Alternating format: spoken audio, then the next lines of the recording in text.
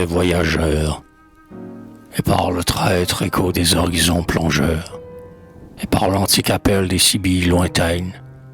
et par les au-delà mystérieux des plaines, un soir se sont sentis aller les voyageurs. Partis, les quais étaient électrisés de lune, et le navire, avec ses mâts pavoisés d'or, et ses mousses d'ébène ornaient gaiement son bord,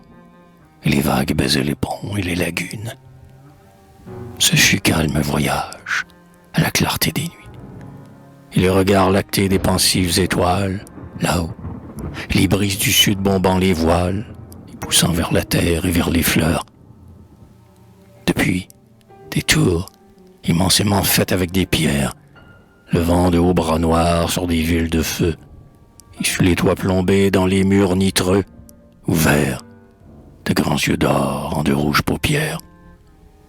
et des plaines où se battent les roux soleils, avec les vents, les soirs, la foudre et le tonnerre, et des gorges et des volcans et des suaires,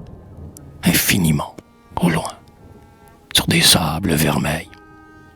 et des temples d'airain écussonnés de glaives, et des assomptions de symboles chrétiens, et de vieux empereurs en de rois de maintien, sur leurs trônes de fer, assis comme des rêves, et des îles, ainsi que de grands piédestaux, parmi des lacs d'argent d'onyx et de turquoise. Là-bas, des frissons marins et des angoisses, et tout à coup, la mer, comme un choc de marteau, et des peuples lassés de leur fierté première, et des peuples debout vers leur prochain réveil, et des ports et des ports et des phares pareils, à quelques fronts levés de force et de lumière. Jusqu'à ce soir certain,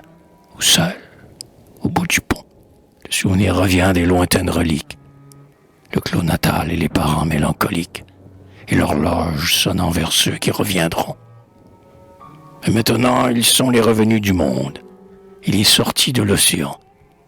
Mais plus jamais, pour eux, les doux bonheurs sereins et satisfaits, ni la vie endormie en une âme profonde. Car les soirs leur seront de tourmenteurs aimants, les soirs et les soleils ouverts comme des portes, sur leurs rêves défunts et leurs visions mortes, et leurs amours nimbés par d'autres firmaments.